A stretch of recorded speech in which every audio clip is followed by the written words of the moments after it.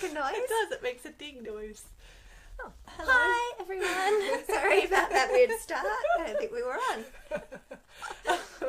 Another video. We really want to talk today about a way that you can bring all the things that you learn and create those habit changes you want to create in a way that is sustainable and in a way that's really effective, in a way that actually creates concrete change in your life.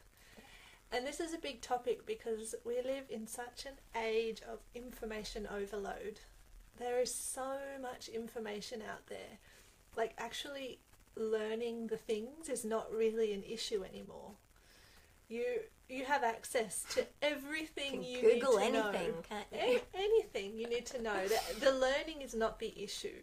The information's not the issue. It's the actually implementing it that's the issue. So that's what we want to talk about today. Yeah. So nearly every mother that we've ever worked with or had a conversation with has actually got a huge amount of information in their heads on how they want to parent. They've read heaps and heaps of books, they're in lots of forums, they know all the words and all the philosophies and all the techniques and all the acronyms and They all know what they want to do. Yeah, they're like experts, they're probably PhDs in the topic. And then actually also really frustrated because it's like, I know this stuff, but I'm not implementing it. But in the moment, when it's all going down, that's not what they do. That's not what comes out the other end. And that's so frustrating to have this vision in your head, to have a vision in your heart, and have all this strategy in your head. And then in the moment when you're there with your child and the moment is going down, that's not what comes out your mouth. That's not how you act. Hello to everyone joining. And that is so frustrating. And I actually remember early on when I experienced that too. I was like, oh, really, Lisa? What were you thinking? You know better than that. I still experience it at times. So frustrating. We totally get it. And the thing that we come back to and the thing that we guide mothers to come back to is what we call the single practice. And the single practice is very much about distilling it down to one piece of truth and focusing on that and letting go of all the rest. Letting go of trying to be like the master of everything and trying to hold all those pieces of information in your head and just distilling it down to the one little piece, coming back to one simple thing and perfecting that. Yeah. So the first piece in this, and Kaya and I do still nearly always have a current practice that each of us is working, different for both of us. But and our long-term clients always have a practice that they're working. Like, we really live by this. And when life falls over and it all gets a bit hard, wow, is coming back to your practice the go-to space, okay? So your practice is that one thing that you hold to, that you enact whenever you're not sure where to go, when you're frustrated, when you're overwhelmed, when you're tired, like any time. It's the practice that you go to. Even if you're like, I don't really know if this is applicable in this situation, you still enact the practice. And we'll talk about why in a second. So the first piece about the practice is, first of all, the initial seed of it comes from your intention. Your intention in the moment, the intention that you want to have for the moment. And that's personal. That's inside you, that's your heart. And if you're clear on that, then the rest follows through from there. So it's going to come first from you. This is why practice is personal. It's not a cookie cutter formula. The practice that you work this fortnight won't be the practice that you necessarily work the next fortnight. Like, it's present moment. What's up for you now? And what's the intention behind where you're going? Once you're clear on your intention, you want to think about what energy do you want in your body during that. And we're not going to go into a lot of that today because we're trying to keep it short. But your energy and your attention set up your base. And then on top of that, you put your practice, the action that you're going to do. And every single one of you watching this live has a whole heap of mantras floating around in your head that feel like they resonate with your personal parenting philosophy. Let's just list a few of them that could be there. Assume best intent. Speak from the I. Listen to understand. Yeah. And like just asking like about if you have a particular value you want to live, how can I give this to myself right now? How can I share this with my child right now? Yeah. Breathe. Drop into my womb space. Yeah. The womb space circle at the moment, we had a call with them on Saturday, and interestingly they picked the same practice to work on. They're working on the practice, what is the most loving thing I could do for myself right now in this moment? And that's actually applicable, even like if that's your practice and that's the practice that feels really alive for you, for example, it's still applicable if you're like having conflict with your child or anything else. Like you'll find that if there's that your practice applies to everything and it actually helps all the situations, even if at first you think it doesn't it's seem not to. relevant, you still enact it. So your practice is very simple, just a sentence or a mantra or something that you already resonate with, okay, that you feel is aligned with what you need at the moment in your life or what this dynamic needs in general, this practice. And you want to work this practice for a week or two, at least a week. Yeah, really just come back to it. It's definitely kind of about focus as well, because so often, and I think it comes a bit from this kind of culture of so much information. We have a bit of an idea that, if I just like hear something, I'll just know it immediately. It will just be a part of me. But we actually have to engage with something consistently for a fair while in order for it to actually become a part of us. You need to know it in your body. Yeah. You need to experience it for it to be integrated into you as your truth. So work the practice for a week or so. It has to be super simple, and it has to be something that can be done in the moment. So it's not, so your practice is not go take a shower or something. It's like something you could do in the grocery line, something you could do playing with your child, something you could do making dinner, something you could do before you go to bed. Like you could do it any time that it floats to your awareness. And sometimes if the thing that comes to you, like for example, go take a shower, seems really strong, you can bring it back to what's the basic essence of that thing that I can enact in any moment. Just keep bringing it back to the really simple practice. And often, it's different for everyone, but often it can just be like a statement or a mantra or a question you ask yourself. Yeah, something you remind yourself. And do it with presence. Yeah. Yeah. A really, really powerful practice is to just breathe. Before you do anything, breathe. While you're doing something, breathe. So it's a very, very simple thing. Now, a few things happen with the practice. The first one is it's aligned clearly to your intentions. It's simple, and you can do it in the moment, anytime. Okay? So then, once you've got that in place, you need to start enacting it. You need to start practicing it in every situation, in any situation. When you're overwhelmed, when you're unsure what way to do, when you're frustrated, when you're tired, when you're anywhere, enact your practice out of curiosity and watch what happens. And a couple things happen. And so the far-ranging one is you will have experiences with this practice that you would never anticipate. There will be hidden surprises in here, and you will learn the most amazing things because you're just making this practice an art form for a week, like totally deep diving. Include your partner, include people in the street. Everyone gets included in this practice. You live it as sort of like a little personal philosophy. And you will have so much influx into really understanding that statement and really living and seeing what happens. What happens when you really do? And watch how people respond to you. Watch how you respond to the situation. Like it's an amazing experiment. Second thing is the act of the practice is a pattern interrupt. And Kaya is pretty passionate about talking about neural pathways. Do you want to do that piece? Mm-hmm. So I'll just tell you what a pattern interrupt is, and then Kaya will talk to you a bit about the brain stuff that goes behind that.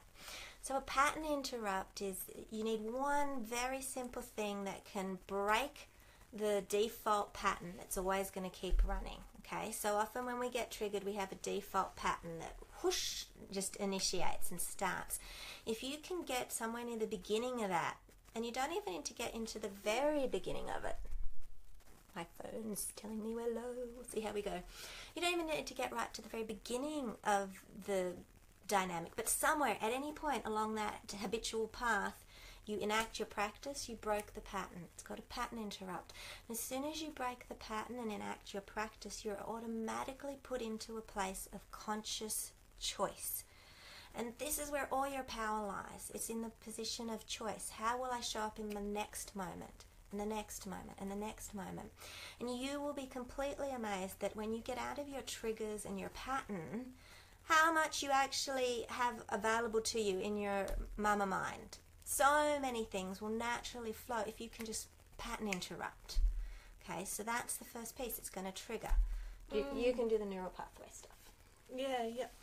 So, based on like I don't know all the real technical study stuff, but I think I can share it enough for you to understand.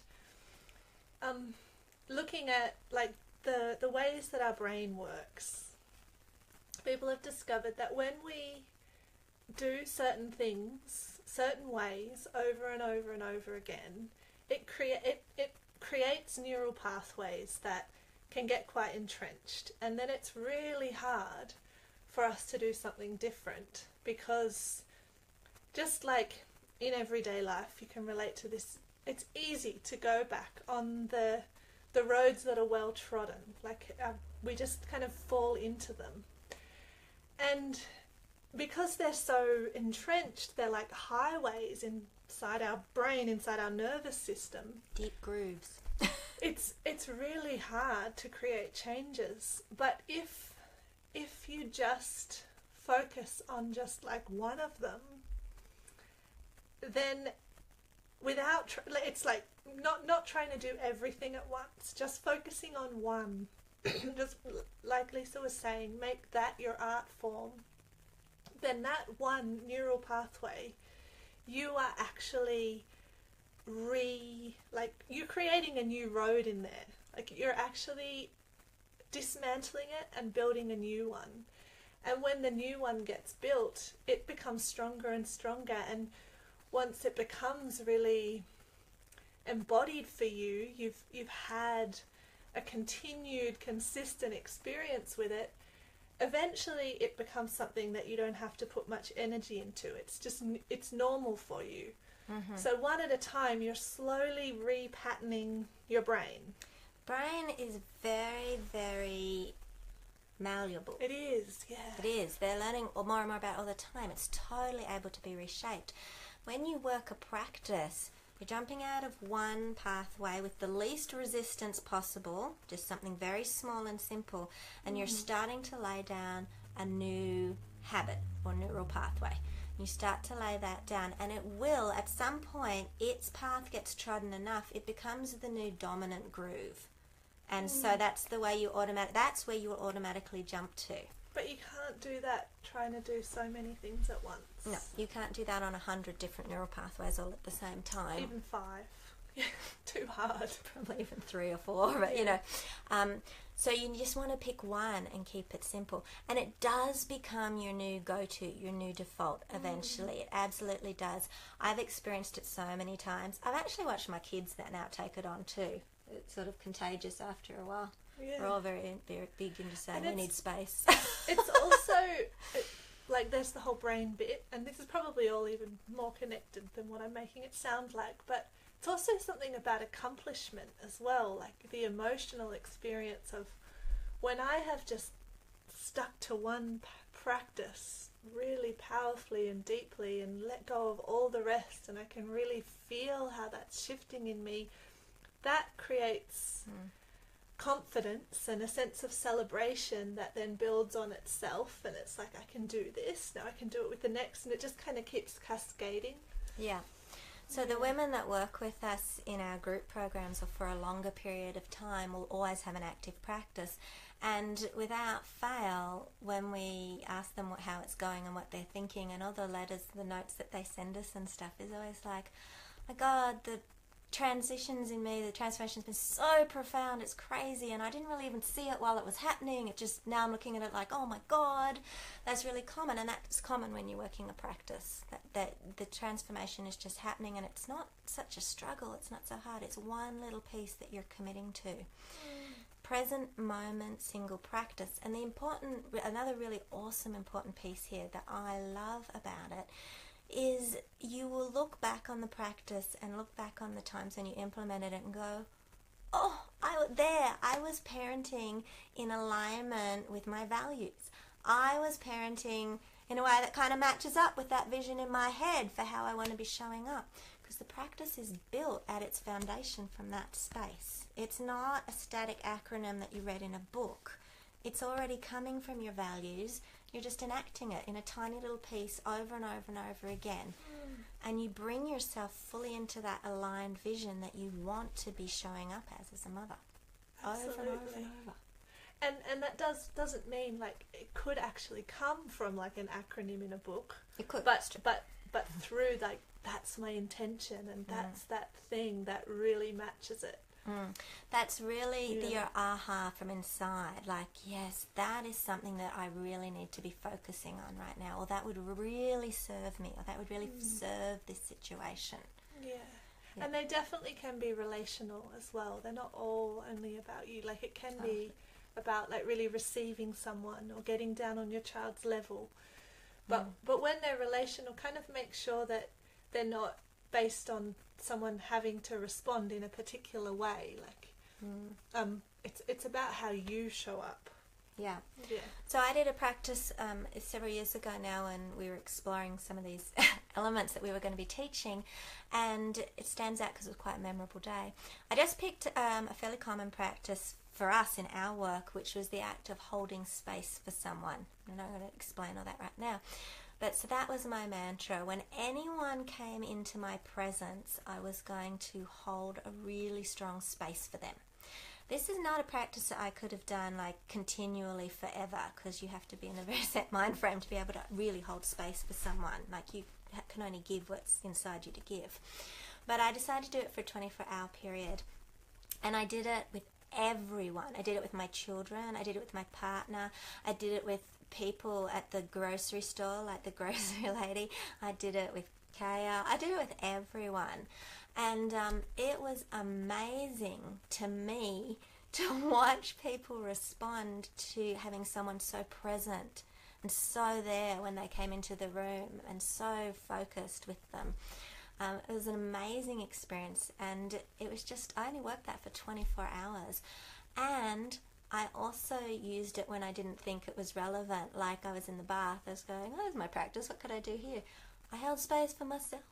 Yeah, you can do that too. Like, you use it in all, just be curious. What would happen if I enacted it now? And you'll be amazed at what comes out of it. It's really powerful. Yes. I think that's it. Yeah, I think so too. So what can we give them just to take this away, like actionable piece? Well, okay, so given all that we've shared, in this moment, just tuning into yourself and your family, what is the intention that comes to you? Oh, 10%, hopefully we're almost done, phone. Hang in there. Yeah, what is your intention at the moment for your experience of motherhood, for your relationships, for yourself? Could be yourself, or it could be, it could even come from our relationship in the family, like you and our child, but you bring it to everything you do. Okay, so it might be inspired by one particular situation. It's like the focus area. Yeah. Where's your focus going? Yeah. So decide on your intention in that focus area, and then just see what pops up in your mama mind as an initial mantra or something, a question you can ask yourself, an action you can do, something you can remind yourself of. A way that you could hold your body even. Yeah, it can be really simple. Remember, the pattern interrupt, it just starts the process off. First 15% of any action dictates the following 85%. Pretty cool, huh? Okay, so, and then play with that idea, deep dive in that idea, artistry in that one concept the next day or two, and let us know how you go. Well, people are emailing us and messaging us, and you can write under the video. Do whatever works. Let us know how that goes for you. And if it feels a little hard coming up with your practice, or even if it doesn't, this Saturday coming, Kara and I are doing our free workshop. It's going to be a really huge YouTube live event, and we will be taking everyone through a guided experience, and part of that guided experience is creating a practice out of the whole experience. We cover so many amazing tools in the workshop. It's free. So if you want to come register, we'll put the link below, as we always do. Come, and you can ask us questions. You could ask us questions here on the replay, but come to the workshop and ask us questions. Come be with us. We want to hang out. I think that's it. Totally. My phone's going to die. See you there. Bye-bye. Bye.